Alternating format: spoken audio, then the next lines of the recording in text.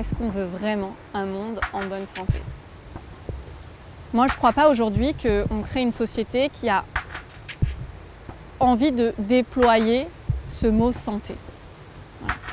Qu'est-ce que c'est que la santé?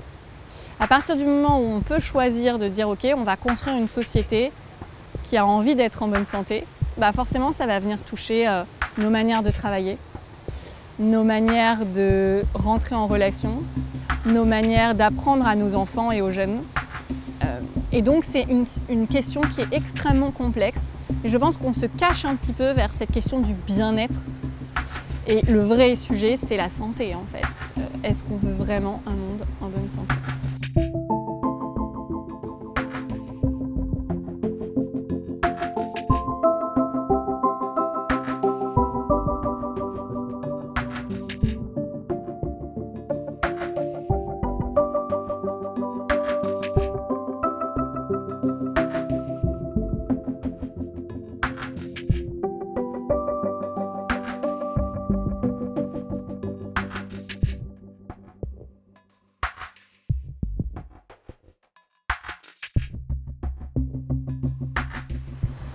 Je m'appelle Chloé Bramy, je suis médecin et docteur en psychologie et fondatrice de MU. Quand j'ai entendu le mot MU, étrangement, ce qui m'est venu à l'esprit, c'est le nom d'un continent, en fait, mythique. Donc le continent de Mu, qui allait avec le continent de l'Atlantide. Mu, me semble-t-il, en japonais, en zen, Mu, c'est la vacuité, tant que je me rappelle. Et la vacuité qui n'est pas le vide, bien au contraire, qui est l'espace où tout peut advenir. Le mot mu m'évoque le mouvement. Le mot qui me vient, c'est la transformation. Une transformation à la fois douce et à la fois nécessaire. C'est doux, c'est doux dans le sens où c'est une sonorité qui est très douce. MU, c'est une école pensée comme un laboratoire vivant pour réenchanter nos métiers du soin. La médecine doit se réinventer et qu'on a l'air d'être quand même tous d'accord, mais que ça ne veut pas pour autant dire que c'est un modèle qu'il va falloir déposer, mais plutôt qu'on est là en tant que chercheurs et chercheuses, puisqu'on est majoritairement des femmes, pour tenter d'aller construire de nouveaux modèles. Notre société a besoin d'une nouvelle médecine, d'une médecine qui tienne compte de tout ce qu'on est dans notre globalité. Et que quelque part, c'est un acte d'engagement et un acte militant que de réinventer cette médecine dans laquelle on est un peu coincé quelque part. Et moi, ce que j'aime, c'est que ça fait face aussi à la responsabilité de chacun et de chacune. Que ce soit en tant que patient, en tant que patiente, ou en tant que soignant, soignante, ou en tant que système. Et c'est cette interconnexion qui doit bouger, qui doit muer, qui doit faire sa mue. Et elle est plus que nécessaire, et c'est maintenant que ça se passe. Je pense qu'il y a beaucoup de collègues soignants qui ont le sens du devoir, mais vraiment un sens qui est exacerbé et qui est parfois qui prend le pas sur tout le reste, qui finissent par s'oublier et on voit encore énormément de souffrance. J'ai baigné dans la médecine tout petit, mon père était radiologue, je me rappelle gamin, à voir les planches de radio, les gros bouquins de radio sur la table du salon, et c'est vraiment un truc qui m'a profondément marqué. Pour moi, c'était très beau. En première journée, je crois que je dois avoir, je sais pas, peut-être 40 patients. J'y connais rien, je suis interne, j'ai la tête dans les bouquins, les patients, je les ai vus à l'hôpital avec toujours des chefs derrière et tout ça. Là, je suis vraiment tout seul au cabinet. Et en fait, des gens arrivent et ils viennent réclamer un médicament pour tout et n'importe quoi. C'est assez troublant, mais ils arrivent, ils ont même des doléances de médicaments de liste en fait. Ouais, ça vous fait rire? C'était exactement ça. Tu connais ça, ouais. Et donc je fais ma journée, j'ai l'impression d'être un épicier qui distribue des trucs et de passer complètement à côté des histoires des gens, de leurs problèmes véritables. Bon, je me dis, c'est la première journée, je m'en suis pris plein la tête, j'ai la tête comme une pastèque, je rentre chez moi, ultra déprimé, donc je me prends quelques verres de rhum, je suis en Guadeloupe, hein. un peu déprimé de ma journée, mais je me dis c'est la première, c'est normal, je commence. Et puis le lendemain, exactement la même chose, la semaine, et puis la fin de semaine arrive. Et là, vraiment, c'est la grosse déprime. Je me dis, ouh là là là là, c'est ça que j'ai choisi, quoi. Moi, je travaille à l'hôpital public et j'ai toujours été très animée par cet endroit. J'ai toujours trouvé ça extraordinaire de travailler en équipe, qu'il existait un vrai lien entre les gens, une vraie collaboration, pour qu'on aille tous dans la même direction. Et pouvoir le sentir auprès des gens au quotidien, auprès des gens qu'on soigne. Ce qui devient de plus en plus difficile, c'est ce cadre qu'on nous impose et qui se resserre en fait. Moi j'ai vraiment cette impression qu'il se resserre de plus en plus et qui nous enferme dans quelque chose, là où au contraire on est très demandeur à grandir, en fait, à ouvrir le soin. Et à mettre de la beauté dans le soin, même si l'hôpital est un endroit qui peut être austère, mais par la façon dont on y vit, la façon dont le lieu est important, mais la vie à l'intérieur est importante. Et donc voilà, c'est cette difficulté qu'il y a entre ce qui nous anime et ce qu'on a envie de faire, ce qu'on projette pour les gens et avec les gens, et c'est ce cadre qui nous enferme. J'ai beaucoup d'admiration pour votre travail. Du quotidien. Je pense qu'avant de rentrer dans cette maladie, j'avais une représentation des médecins qui était celle par laquelle j'avais été traversée dans ma vie, dans mon enfance, par mes parents. Et c'est très touchant pour moi de pouvoir échanger avec vous, médecins, soignants, toutes ces personnes qui prennent soin, moi, de ma place de patient. Voilà.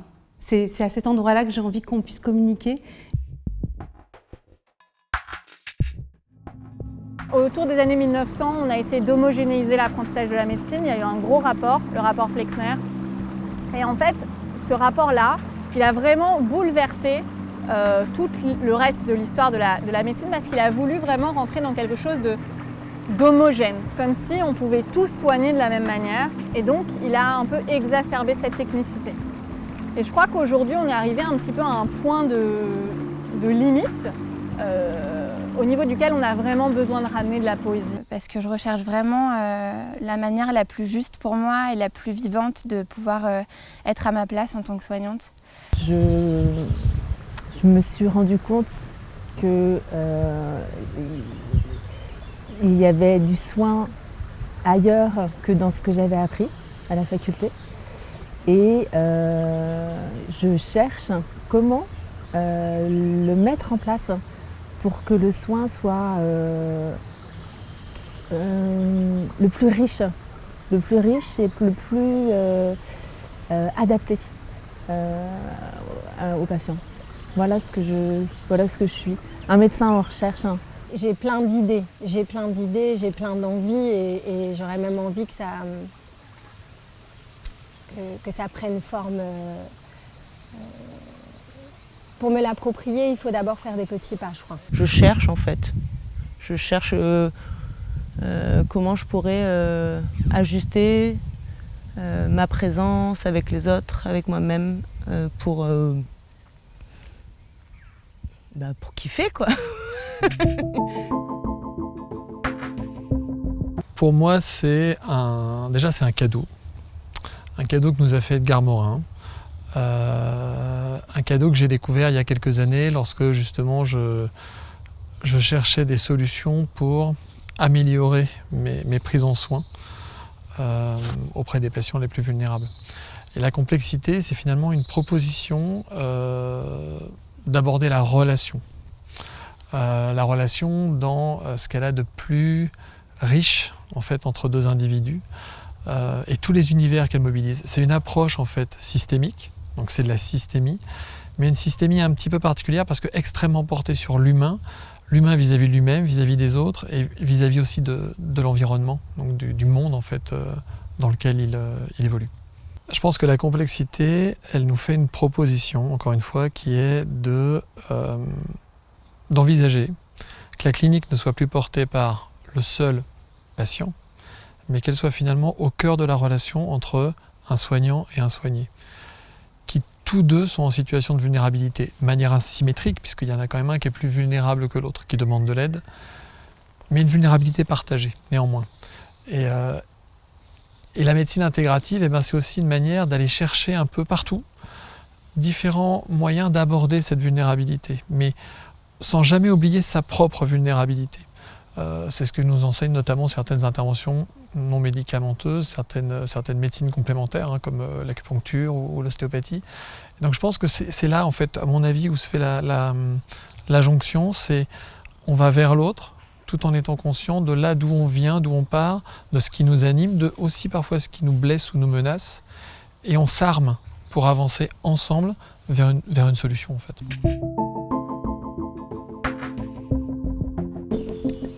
La planète est dans un état tel qu'elle a vraiment besoin qu'on prenne soin d'elle aussi. Et en prenant soin de nous, on prend soin d'elle et vice-versa. On a beaucoup parlé d'échanges, de partage, de co-bénéfices, de liens bidirectionnels.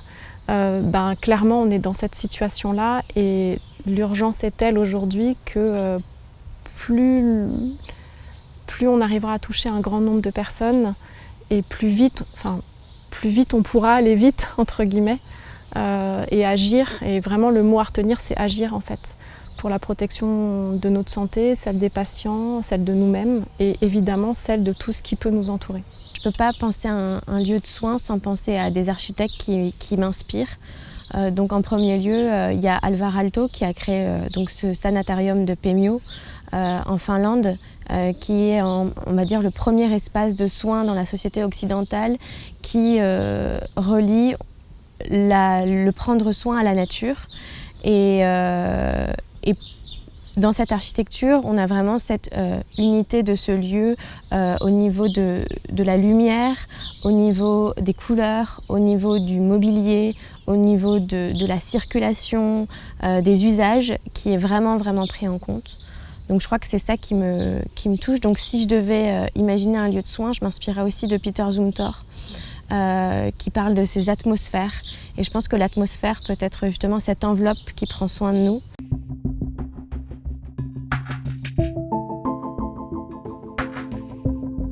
Je pense que tu l'as compris, non seulement je suis un voyageur, mais en plus je suis un expérimentateur, je suis un chercheur. Et c'est vrai que lorsque tu m'as proposé de rejoindre cette équipe, ce groupe, je me suis dit que là il y avait un territoire absolument formidable d'expérimentation. Et je suis un chercheur qui aime bien être au cœur de son expérimentation. J'ai besoin d'être un peu dans une expérimentation, mais en tant qu'observateur, intégré à l'expérience. Et c'est ça en fait que je suis venu chercher et que j'ai découvert en très peu de temps, puisque je suis là depuis un peu moins de 48 heures. Et ce que j'ai remarqué, c'est justement la facilité avec laquelle tous les concepts qui m'intéressent se déployaient ici. C'est-à-dire qu'on est vraiment dans une équipe où les apprenants et les enseignants finalement échangent beaucoup, se mêlent à l'occasion des conférences, des ateliers, mais en plus partagent énormément de choses.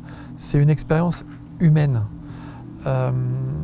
On vient avec finalement son savoir, un savoir parfois extrêmement encombrant, aussi bien, c'est vrai pour les apprenants et les enseignants, un savoir encombrant avec ses failles, avec ses blessures, mais aussi avec toutes ses forces. Et en fait, il y a cet échange qui se fait à l'occasion des activités d'enseignement. On n'est plus dans une posture où l'enseignant délivre en fait son message et où l'apprenant passivement l'adopte. On est vraiment dans un partage des connaissances, dans un partage d'expériences. Et moi, en tout cas, ce que j'ai ressenti, c'est que mon enseignement lui-même s'est transformé à l'occasion de cet échange. L'espace créé par MU est bienveillant et apporte énormément de richesse par le fait que tous les intervenants viennent d'horizons très différents. Mais les apprenants apportent énormément de choses aussi. Et moi, je repars avec beaucoup plus de choses qu'en arrivant. Et c'est ça que j'apprécie énormément. J'ai évidemment énormément aimé transmettre des choses. Mais le plus important, en fait, c'est les retours et les échanges après qui sont intéressants. Et je repars avec cette richesse qui est vraiment très... qui est merveilleuse en fait. Je me sentais complètement isolée dans cette ouverture de changement de soins. Ouais. Chose que je ne le suis plus du tout, même si je ne suis pas proche au niveau territoire. Ouais. Mais je sais maintenant que je suis plus à part, quoi. Ouais. Je me sens au bon endroit, entourée de personnalités et de soignants bien ancrés sur Terre et avec des visions et des possibilités, mais c'est infini. C'est infini. On apprend les uns des autres. Comme je disais, moi je cherche un collectif et du coup ça élance, ça donne de l'inspiration, de la force. Et il y a quelque chose d'assez incroyable, je trouve, qui se passe dans ces temps, c'est-à-dire qu'on est à la fois tellement... en fait, oui, c'est ça, on nourrit le groupe et à la fois on est tellement nourri. Il y a quelque chose de très puissant qui se passe. La démarche scientifique, c'est vraiment une démarche où on est conscient que notre connaissance à un instant T, c'est pas quelque chose de fixe et d'immuable, mais c'est quelque chose qui est forcément voué à être amélioré. Et donc pour moi, la démarche scientifique, c'est être prêt à lâcher son savoir quand on sent qu'il est plus approprié à une situation pour pouvoir accéder à une connaissance plus juste, plus appropriée. Il y a énormément de propositions d'intervention, on va dire d'approches complémentaires, parfois dites alternatives. Il faut être extrêmement prudent dans ces approches parce que beaucoup de gens vendent des miracles, vendent la guérison, vendent des solutions toutes faites et on sait bien que ce n'est pas le cas. Donc c'est aussi de ne pas donner ce message, de ne pas donner l'impression que oui, on a la solution, qu'il y a juste à la saisir. C'est un travail de construction. Et comme je disais, vraiment de co-construction. On co-construit ensemble. On vient chercher une solution, mais ensemble, qui n'appartient pas à l'autre, qui ne nous appartient pas, mais qui émerge de cette relation. Et des outils qu'on va y déployer. Si on est un humain, il y a un truc qui est incompressible, une deuxième chose, c'est qu'on va faire l'expérience de quelque chose qu'on va nommer l'impermanence. Autrement dit, rien n'est permanent. Une autre façon de le dire, c'est tout change. Notre regard sur le monde change, notre regard sur les autres change, le regard des autres sur nous change. Tout change. Alors ça, c'est dit, voilà, si on est doté d'une expérience humaine, on va faire cette expérience du changement. Il n'y a rien de plus constant que le changement, car le changement change constamment. Comment je fais un espace de vide ou d'écoute pour ramener un équilibre entre vie et mort. Parce qu'on a besoin de cet équilibre entre vie et mort. Et donc voilà, ça nous interroge sociétalement, c'est quoi cette société de l'hypervie? Et en médecine particulièrement, clairement, on est dans une hyperprolifération d'actes, une hyperprolifération de monde qui aussi peut être très agressif. Et donc vraiment, on a besoin de s'autoriser à dire là, c'est honnêtement en train de mourir. Comment ensemble on fait pour réinventer et réenchanter ce métier? Donc tous les professionnels de santé sont inclus dans cette intention. Et comment on fait pour réenchanter ces métiers du soin et les repenser avec la société. Voilà. Avec la société, avec la nature. Un hôpital, ça devrait être un lieu de vie aujourd'hui. Voilà. Un lieu de santé aujourd'hui doit être un lieu de vie. Un lieu de vie, ça veut dire naissance et mort. Moi, je fais des maladies quand même graves, il y a beaucoup de tristesse. Et j'ai l'impression que ça manque beaucoup de vie. Je me suis toujours posé cette question, comment mettre de la vie dans la survie un peu. Et je crois que c'est ça, de la vie et de la beauté, parce que Moi-même, en ayant fait cette expérience, je pense que la beauté soigne. Ouais, je repars vraiment avec ce soin pour moi et pour pouvoir mieux le dispenser au quotidien dans ma pratique. Et puis finalement autour de moi, parce que ça rayonne toujours plus largement. Soigner dans la joie, c'est sûrement une approche que j'avais pas. Ouais. Je pense que je soignais axée sur la souffrance et de l'enlever. Et la joie, elle va rajouter en fait tout l'invisible qui lui est soignant. Ouais. Je le vois comme ça. Et ça me met en joie maintenant quand je vais au cabinet le matin. Je suis hyper contente. La mue, elle se partage, quoi. Je crois qu'on ne la fait pas seule. C'est surtout ça que ça m'évoque aussi. Mais ça m'a aussi apporté un grand élan d'espoir en me disant qu'on était tous, on avait tous le même lit de rivière et la même essence du soin.